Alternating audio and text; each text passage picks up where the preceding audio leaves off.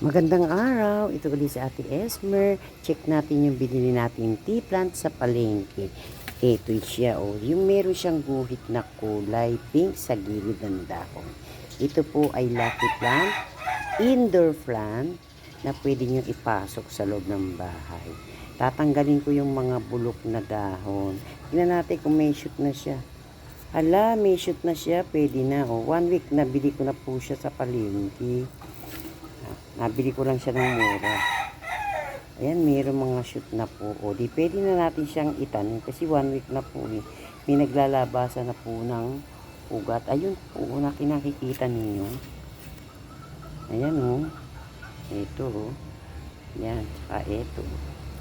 Ayun pa yung iba sa gilid. Ayan, pwede na natin itanim. Ito, hinukay ko na. Meron na naka-ready. O, isuksok na natin dyan. Naka-ready na yan. Tapos, atin ang ibaon. Ayan, tapos na. Yun lang. Bye!